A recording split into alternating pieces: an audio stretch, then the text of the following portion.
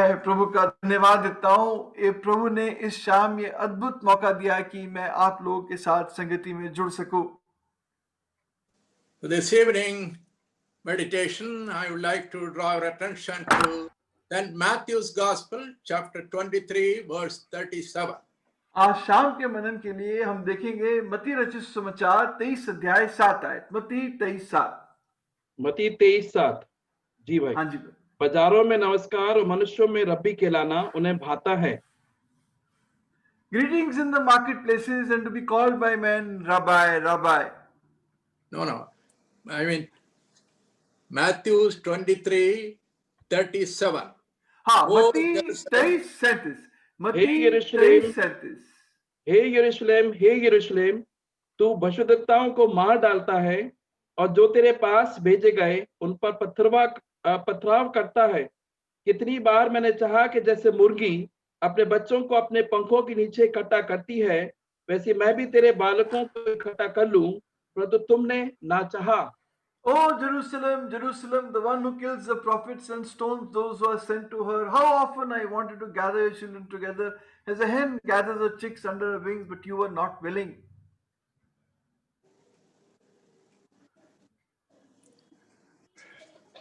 Shall you look to the Lord for his help? आइए हम प्रभु की ओर सहायता के लिए देखें। Thank thee, Father, for this wonderful privilege you have given to us to come together and looking to you for speaking to us. धन्यवाद देते हैं प्रभु, आपने अवसर दिया कि हम इस तरह इकट्ठे हो सकें और तेरी ओर ताक रहे कि तू हमसे बात करे। Pray, loving Father, you will answer the prayers of your people and grant me utterance and our brother right word to translate and all of us to grasp what you want to tell us this evening. प्रेमी पिता, अपने लोगों की प्रार्थना को सुन, मुझे अपना वचन दे, मेरे भाई को अनुवाद करने के शब्द दे और जो तुमसे बात करना चाहता अपने लोगों से तू बात कर।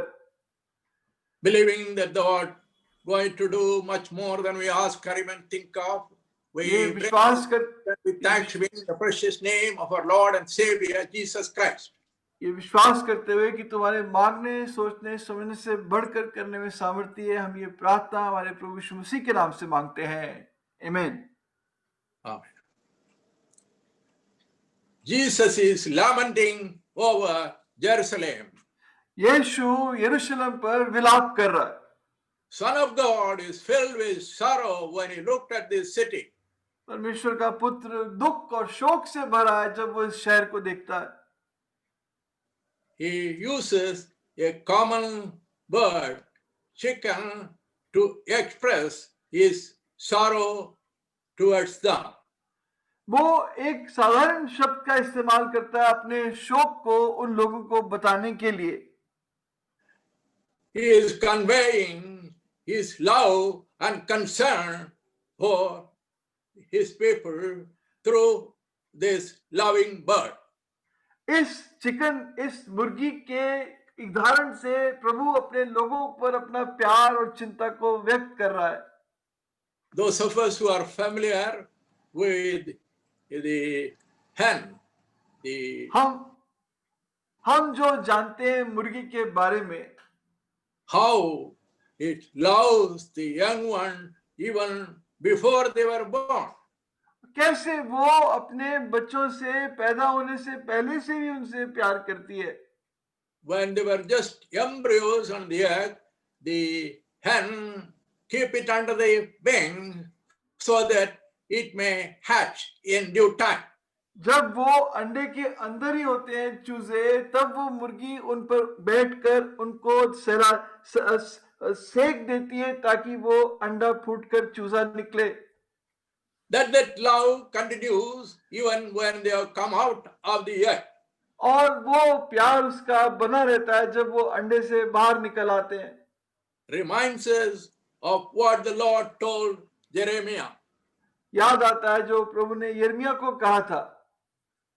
Jeremiah chapter 1. यिर्मयाह 1 अध्याय verse 5. Before I formed thee in the belly, I knew thee. And before thou camest forth out of the womb, I sanctified thee and ordained thee a prophet unto the nations. यिर्मयाह 1:5 गर्भ में रचने से पहले ही मैंने तुझ पर चित्त लगाया और उत्पन्न होने से पहले ही मैंने तेरा अभिषेक किया। मैंने तुझे जातियों का वशुद्वक्ता ठहराया। Imagine the foreknowledge of God about each one of us. ये सोचो, प्रभु आपके बारे में पहले से ही जानता है। Paul writing to Ephesians, he says, he has chosen even before you were born, even before the foundation of the world. पौलुस शिष्यों को लिखते हुए कहता है कि प्रभु ने जगत की सृष्टि करने से पहले, जगत की नींव रखने से पहले तुम्हें चुन लिया। And that love continues. और वो प्रेम बना रहता है। This is comparable to the love of a hen for the chicken. और ये उस प्रेम से तुलना की गई जो एक मुर्गी अपने चूजों से, बच्चों से करती है। But the sorrow of the Lord is they do not recognize his love. लेकिन प्रभु का दुख यह है कि वो प्रभु के प्यार को नहीं समझते। When they are facing dangers in the world, like the hen, he wants to bring them under his wings for protection. जब वो संसार में खतरों का सामना करते हैं तो एक मुर्गी की तरह वो उन्हें अपने पंखों के नीचे लाना चाहता है। Hen is concerned about the safety and security of the young ones. मुर्गी अपने बच्चों की सुरक्षा के बारे में चिंता करती है।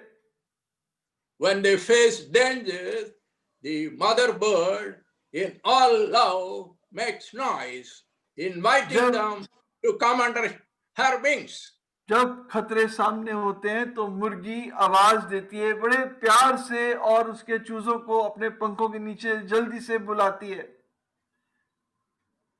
We are living in the world which is filled with dangers all around.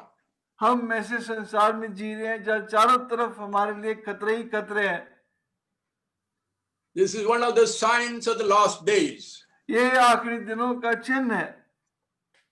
In Matthew 24 verse 12, the Lord said, iniquity shall abound, the love of many shall wax cold. मत्ती 24:12 में प्रभु कहता है और बहुत अधर्म के बढ़ने से बहुतों का प्रेम ठंडा हो जाएगा। It is, the world is facing great danger from this microscopic organism, coronavirus. संसार इस छोटे से कीटाणु कोरोना वायरस से बुरी तरह हिल गया है। Thousands of people are dying.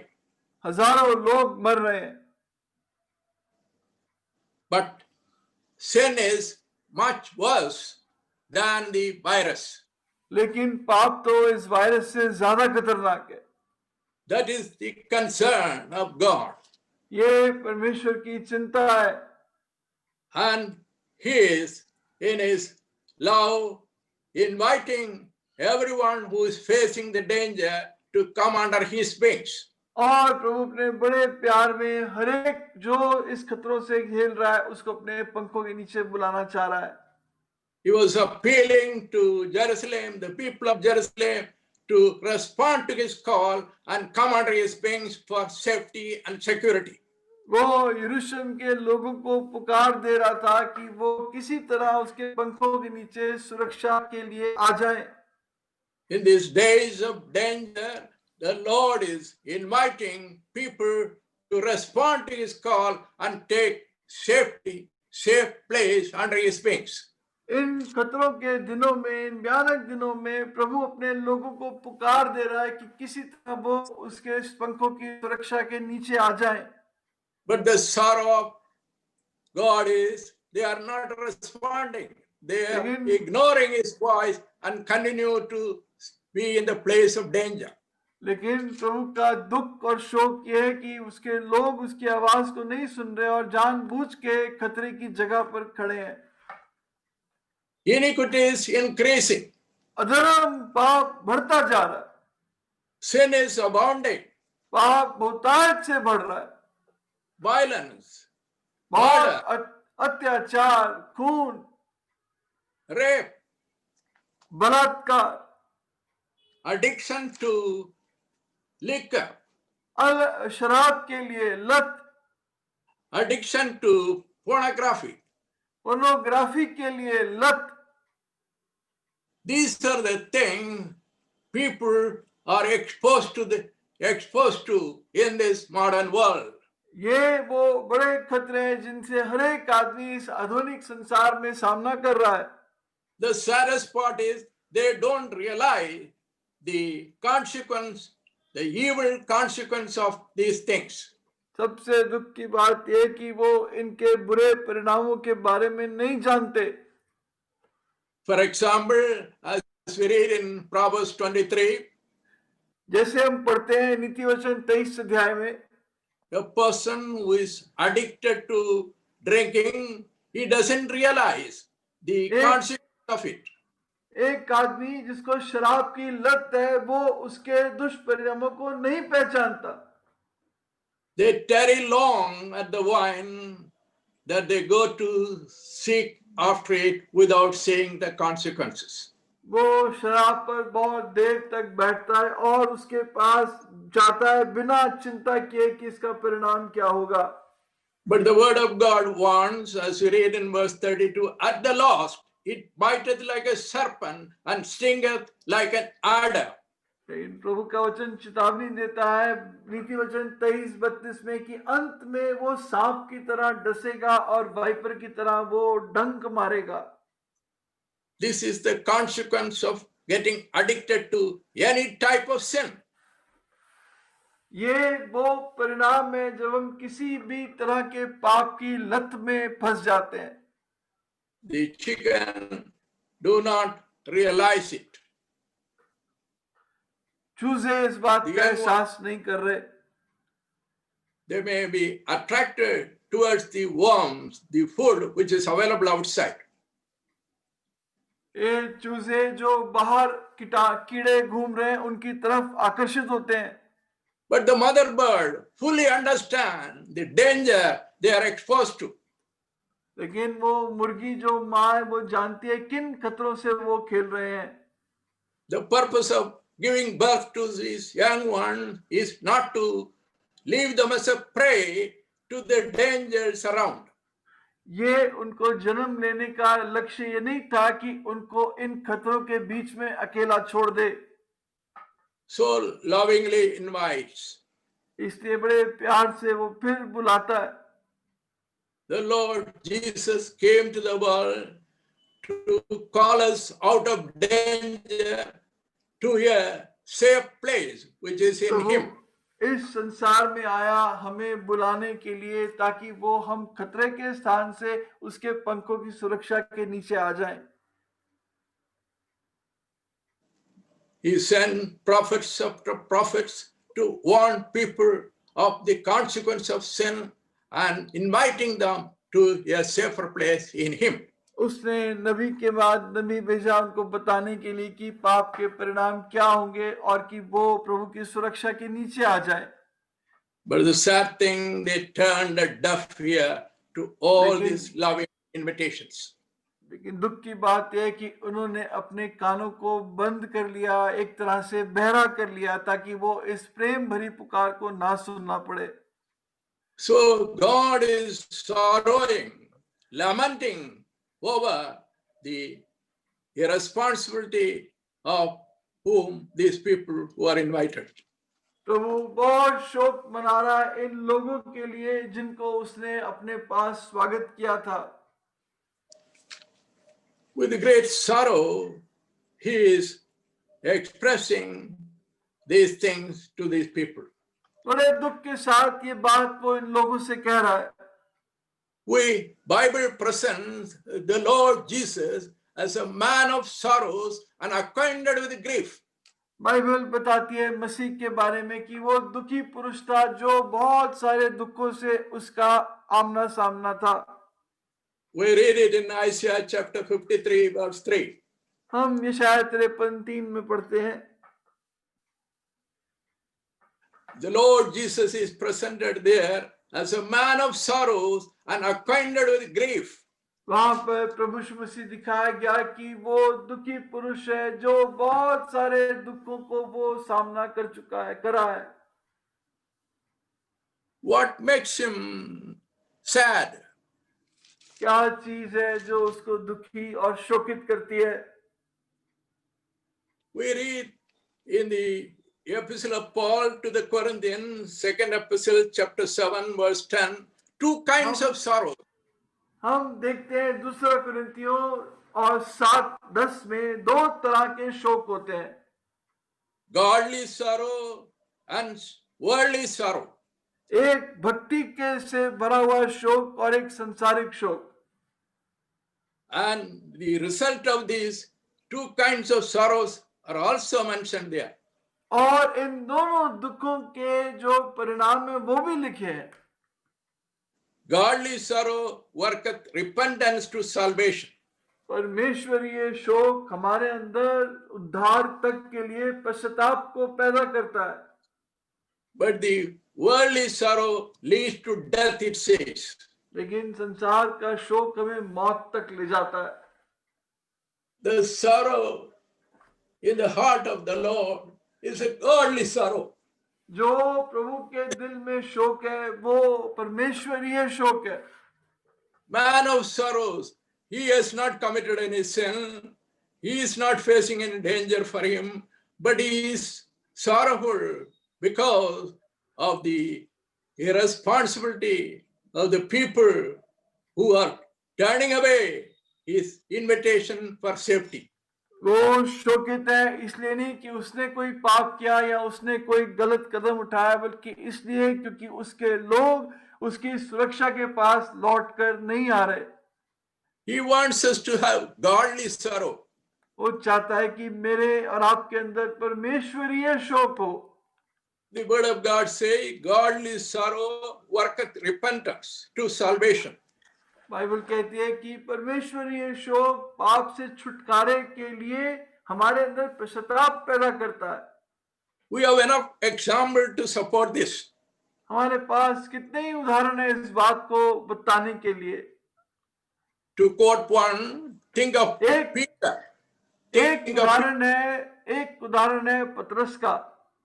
We read in Luke's Gospel, chapter 22, how he repented because of the godly sorrow came upon him. लूका 22 में पढ़ते हैं किस तरह उसने पश्चाताप किया क्योंकि एक भक्ति का शोक उसके दिल में आ गया। He denied the Lord thrice, 3 बार प्रभु का इनकार किया, as predicted by the Lord himself. जैसे प्रभु ने खुद कहा था। But we read, godly sorrow came upon him. लेकिन लिखा है कि परमेश्वरीय शोक उसके ऊपर आ गया। Cock crew, and that reminded of his failure. एक दिन जब कौवा बोला, जब मुर्गा ने बांग दी, तब पतरस ने अपनी असफलता को देखा, अपने पाप को देखा। Luke 22, the last portion of this chapter, is important for us. Look 22 अध्याय का आखिरी हिस्सा हमारे लिए बहुत जरूरी है। In verse 61, we read, the Lord turned and looked upon him, Peter. 61वीं आयत में लिखा है कि प्रभु ने मुड़कर पतरस की ओर देखा। In his look, there was love, there was sorrow, there was compassion. उसकी आंखों में प्यार था, दुख था और तरस था। And that brought godly sorrow in the life of Peter. और इसने पतरस के जीवन में परमेश्वरीय शोक को उत्पन्न किया। And the result was he went out and wept bitterly, we read. और इसका अंत ये हुआ कि वो बाहर जाकर फूट फूट कर रोने लगा। See the result of godly sorrow. आप देखो परमेश्वरीय शोक के अंत को। But the sorrow of heart is many do not experience such godly sorrow, but they have only worldly sorrow. कितने ऐसे हैं जो अपने जीवन में परमेश्वरीय शोक नहीं होता, बस एक संसार का शोक उन्हें सताता है। That led them to death only. और वो उन्हें मौत तक ले जाता है। Without multiplying references, think of Agab, that king, that wicked king. आप बहुत सारे उदाहरण ना हवाले ना देखते हो, अगाग के बारे में देखें जो एक दुष्ट राजा था। He went through sorrow, but the sorrow was worldly sorrow. वो दुख से निकला तो सही, शोक से निकला तो सही, पर वो संसारिक शोक था। We read in 1 King chapter 21. पहला राजा 21 अध्याय में पढ़ते हैं, He wanted to take the field adjoining to his palace, which belonged to another person. Ahab वो खेत को लेना चाहता था जो उसके बगल वाला खेत था, जो किसी और व्यक्ति का था, But he refused to give. लेकिन उस आदमी ने देने से मना कर दिया। Then he was very sad, we hear. और अहाब बहुत दुखी हुआ। That was only a worldly sorrow. वो तो सिर्फ संसारिक शोक था। That was the result of his covetousness. वो उसके लालच की वजह से था। Sin brings worldly sorrow. पाप हमारे अंदर संसारिक शोक को पैदा करता है। The word of God clearly says, don't covet. प्रभु का वचन साफ कहता है, तू लालच मत करना। If you read Exodus chapter 20, what is covetousness, we understand. नियमन 20 अध्याय में हम पढ़ते हैं कि लालच क्या है। Brother, you've got 3 minutes, brother. Thank you. Don't covet your neighbor's wife, don't covet your neighbor's possession or anything which do not belong to you. अपने पड़ोसी की पत्नी का, अपने पड़ोसी की चीजों का लालच मत कर जो तेरा नहीं है। In other words, covetousness is desiring anything which do not legally belong to you. तो ये लालच वो है जो उन चीजों का लालच करना जो वास्तव में आपकी है नहीं। But one of the common sins in this world is covetousness. लेकिन ये जो लालच है दूसरों की चीजों का, ये एक आम पाप है संसार में, that lead to many other evil things. और इससे और बहुत सारी बुरी बातें पैदा होती है। But the worst thing is it brings worldly sorrow. लेकिन सबसे दुख की बात, सबसे भयानक बात है कि वो संसारिक शोक को पैदा करता है। What is the result we read in the word of God? That leads to death. और हमने प्रभु के वचन में पढ़ा कि वो मौत को ले जाता है। If we read the life of Agab, we will understand that only led him to death. हम आहब के जीवन से पढ़ते हैं कि वो बात उसे मौत पर ले गई। Worldly sorrow. संसारिक शोक। What we are trying to focus this evening is there are two kinds of sorrows in this world, worldly sorrow and godly sorrow. आज शाम को इस बात को देख रहे हैं कि दो तरह के शोक हैं, परमेश्वरीय शोक और संसारिक शोक। When you look at Jesus, we see him as a man of sorrow, but that sorrow is godly sorrow. जब हम प्रभु को देखते हैं तो वो शोकित पुरुष है, लेकिन वो परमेश्वरीय शोक है। He knows the way we are going, it will lead us to destruction. वो जानता है कि जो रास्ता मैंने और आपने चुना है वो हमारे लिए बहुत बड़ा नुकसान पैदा करेगा। And the evil practices we are involved in will lead us to spiritual death. जो चीजों के अंदर हम जुड़े हुए हैं वो हमारे अंदर आत्मिक मौत को ले आएगा। But Jesus can turn our worldly sorrow into godly sorrow. लेकिन प्रभु हमारे संसारिक शोक को परमेश्वरीय शोक में बदल सकता है। He says, your sorrow will be turned into joy. वो कहता है तुम्हारा शोक आनंद में बदल जाएगा। What is the provision we have? हमारे पास इसके लिए क्या प्रयोजन है? We read in Jeremiah 15:16, thy word have I found and I did eat them, and they are the joy and rejoicing of my heart, Jeremiah says. यिर्मयाह 15:16 में यिर्मयाह कहता है कि मुझे तेरा वचन मिला और मैंने उसे खा लिया और वो मेरे दिल में बहुत खुशी और हर्ष का कारण बना। The word of God, when it is applied in the spirit, will turn our sorrows into joy. प्रभु का वचन जब आत्मा के द्वारा हमारे जीवन में लागू होगा तो वो हमारे शोक को आनंद में बदल देगा, And that joy will lead us to have divine sorrow. और ये शोक हमारे अंदर परमेश्वरीय शोक को पैदा करता है। With that godly sorrow, we will work for the salvation of people. परमेश्वरीय शोक अगर हमारे अंदर है तो हम लोगों के उद्धार के लिए मेहनत करेंगे। What was the lamentation of Jeremiah, यिर्मयाह का विलाप क्या था? the prophet of God? प्रभु का नबी, He had some sorrow. Just read Jeremiah chapter 8, verse 20. उसका एक बड़ा शोक था। पढ़े, can you give the reference again, brother? यिर्मयाह 8:20 यिर्मयाह 8:20 यिर्मयाह 8:20 कटनी का समय बीत गया, फल तोड़ने की ऋतु भी समाप्त हो गई और हमारा उद्धार नहीं हुआ। The harvest This is is so- past, the summer is ended, and we are not saved.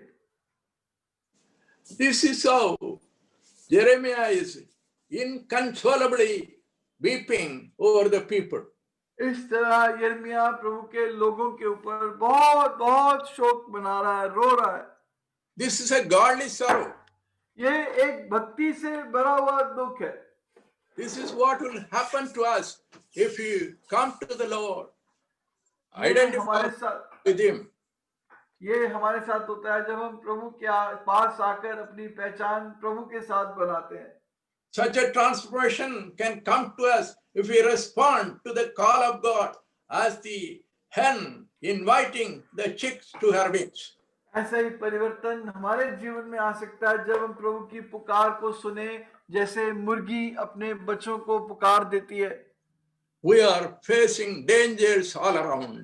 चारों तरफ खतरे ही खतरे हैं। Our children are facing all around. हमारे बच्चों के चारों तरफ खतरे हैं। Our dear ones are exposed to several dangers in this world. हमारे प्यारे जन इस संसार में बहुत सारे खतरों को झेल रहे हैं।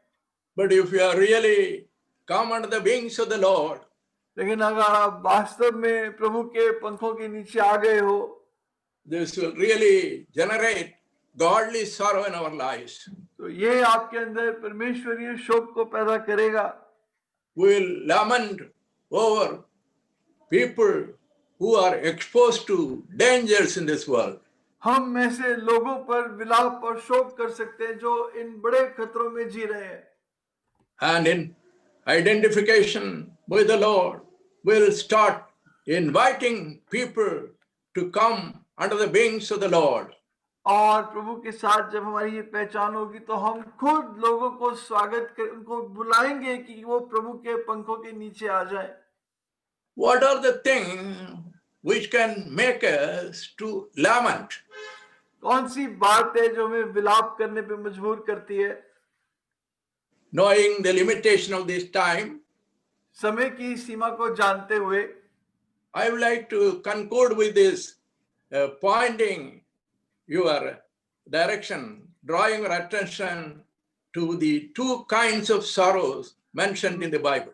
मैं सिर्फ आपका ध्यान दो तरह के शोक पे ले जाता हूं जो बाइबल में लिखा है। Jeremiah was filled with godly sorrow. यिर्मयाह परमेश्वरीय शोक से भरा हुआ। The Lord was filled with godly sorrow. प्रभु परमेश्वरीय शोक से भरा हुआ। I appeal to you to come under my wings, but you rejected. मैंने तुझे कितनी बार चाहा तेरे पंखों के नीचे आ जाए पर तूने इनकार कर दिया। You remain like the Ethiopian whose skin, the color cannot be changed. तो उस इथोपियन की तरह है जिसके खाल का रंग बदल नहीं सकता। All my words fell on rocky ground. मेरे सारे शब्द पथरीली भूमि पर गिरे। You have become hard-hearted, तू बहुत पत्थर दिल बन गया है। filled with thorns and thistles in your life. तेरे जीवन में कांटे ऊट कटारे हैं। My word has no place in you. मेरे वचन की तेरे दिल में कोई जगह नहीं। You are involved in earthly pleasures, not knowing that would lead you to death. तू संसार के खतरों के साथ, संसार के चीजों के साथ जी रहा है, नहीं जानते हुए कि तुझे मौत तक ले जाएंगी। This was the mind of the Lord whom we believe and worship. ये हमारे प्रभु का मन है जिस पे हम विश्वास करते हैं, जिसकी हम आराधना करते हैं। The Lord wants us to have His mind even when we are in this dangerous world. प्रभु चाहता है कि हमारे पास उसका मन हो जो हम इतने खतरों में जी रहे हैं। Let us learn a lesson from this hen. आइए हम इस मुर्गी से ये बात को सीखें। We have some responsibility in this world. इस संसार में हम पर एक जिम्मेदारी है। It is with this burden these meetings are arranged. इसी बोझ के साथ ये सभाएं रखी गई हैं। People do not know which is the safe place. लोग नहीं जानते कि सुरक्षा की जगह कौन सी है। We were also like that. हम भी ऐसे ही थे। As Jeremiah says, my people have done two evil things. यिर्मयाह कहता है कि प्रभु कहता है मेरे लोगों ने दो दुष्ट काम किए हैं। Jeremiah 2:13. यिर्मयाह 2:30 तो 2:13। For my people have committed two evils. They have मेरे forsaken, लोगों ने दो बुरी बातें, दो दुष्ट काम किए। they have forsaken me, the fountain of living waters. उन्होंने मुझे त्याग दिया है जो जीवित झरने, जो जीवित स्रोत, जो जीवता स्रोत है पानी का। The Lord is freely offering living waters. तो वो मुफ्त में आपको जीवन का जल दे रहा है। His wings are stretched to accommodate us उसके and पंख protect us from पूरी dangers. तरह खुले हैं आपको हर खतरे से बचाने के लिए। But his sorrow is, my people have hewed out cisterns, broken cisterns that can hold no water. लेकिन उसका शोक ये है कि मेरे लोगों ने टूटे मटके रखे हुए जो पानी को संभाल कर रख नहीं सकते। Result is they are अंत ये filled, है result is they are filled with worldly sorrow. कि हम संसार के शोक से भरे हुए हैं। Our attention is drawn to the Lord who moved with godly sorrow, making all these appeals to us. हमारा ध्यान हमारे प्रभु की ओर जाता है जिसने इस परमेश्वरीय शोक को सहकर हमारे लिए सब कुछ सह लिया। Summer is ended, harvest is over, but we are not saved, he says. गर्मी का मौसम चला गया, कटनी का समय चला गया, लेकिन हमारा उद्धार नहीं हुआ। Thank the Lord for those who have been saved. प्रभु का धन्यवाद हो जिनका उद्धार हो चुका। It is because the Lord brought godly sorrow in our lives. क्योंकि प्रभु हमारे जीवन में परमेश्वरीय शोक लाया। Brother, you've got 2 minutes. The cock reminded of the failures we fallen in. मुर्गी इस बात को दिखाती है जिस पाप में हम गिर गए हैं। The cock can only crow and point out our failures. वो मुर्गा ने बांग दी, वो मुर्गा बांग देकर हमारी गिरावटों को दिखा सकता है। But the hen is there to invite us under her wings. लेकिन मुर्गी हमें अपने पंखों के नीचे बुला रही है। Whether we are believers or unbelievers, our safety is just abiding under the wings of the hen. हम चाहे विश्वासी या विश्वासी हो, हमारी सुरक्षा तो प्रभु के पंखों के नीचे ही पाई जाती है। Not only we need to come under the wings, but we need to abide there. ना केवल पंखों के नीचे आए बल्कि उन पंखों के नीचे बने रहे। The Lord is inviting us not only to be saved, but also to be sanctified and make us fit into His service. तो ना केवल उद्धार के लिए बुला रहा है बल्कि हमें पवित्र करने के लिए बुला रहा है ताकि हम उसकी सेवकाई के लिए ठीक पाए जाए। What is the Lord telling us this evening? आज शाम प्रभु हमसे क्या कह रहा है? Oh, I have been crying, calling, but they have not responded. मैं चिल्ला रहा हूँ, पुकार रहा हूँ, लेकिन उन्होंने इस बात का कोई ध्यान नहीं दिया। Through this hen, the Lord is reminding us of His love and the safety under His wings. इस मुर्गी के द्वारा प्रभु हमें सिखा रहा है जो सुरक्षा उसके पंखों के नीचे हमें मिलती है। True, all around there is danger. चारों तरफ खतरे ही खतरे हैं। Sin is abounding. पाप बहुत बहुतायत से बढ़ा हुआ है। Wickedness is increasing. बहुत दुष्टता है। People do not know the consequence of these sinful pleasures. लोग इन पाप के अभिलाषाओं के परिणाम को नहीं जानते। What we can do? हम क्या कर सकते हैं? We need to lament over the people, हम लोगों पर विलाप करते हैं, cry for our children, अपने बच्चों के लिए शोक मनाते हैं, invite them to come under the wings of उनको the, बुलाते हैं कि वो मुर्गी के पंखों के नीचे आ जाए to come to a safety place. और एक सुरक्षित स्थान में आ जाए। When the Lord can turn our sorrows into joy. प्रभु हमारे शोक को आनंद में बदल सकता है। When our sorrows are turned into joy, जब हमारा शोक आनंद में बदलेगा, as we read in 2 Corinthians 6:10, you may be sorrowful in the worldly way, but yet you will be rejoicing. दूसरा कुरिन्थियों 6:10 में लिखा है, चाहे हम संसार के शोक में हो लेकिन फिर भी हम बहुत आनंदित रहते हैं। Sorrowful yet rejoicing. हम शोक में तो हैं लेकिन आनंदित हैं। This is the paradox of Christian life. ये मसीह जीवन की एक बड़ी अजीब विडंबना है। To this wonderful experience, the Lord can take us to if we respond to His godly sorrow.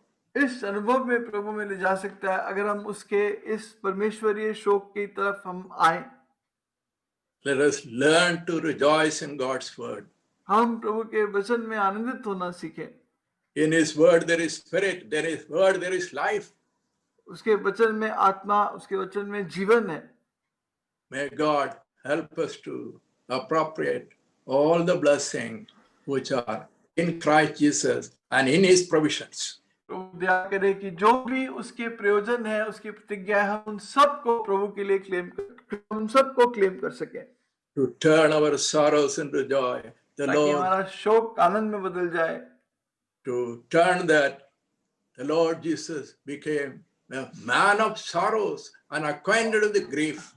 और इसीलिए प्रभु शोकित पुरुष बना और वो हर तरह के दुख से निकला। He wants that sorrow to work in our life, to turn our worldly sorrow into heavenly sorrow. वो हमारे जीवन में काम करना चाहता था कि हमारा संसारिक शोक परमेश्वरी शोक में बदल जाए। May the Lord bless this word ministered in all human limitation. प्रभु इस वचन पर आशीष दे जो हर मनुष्य की सीमाओं में दिया गया।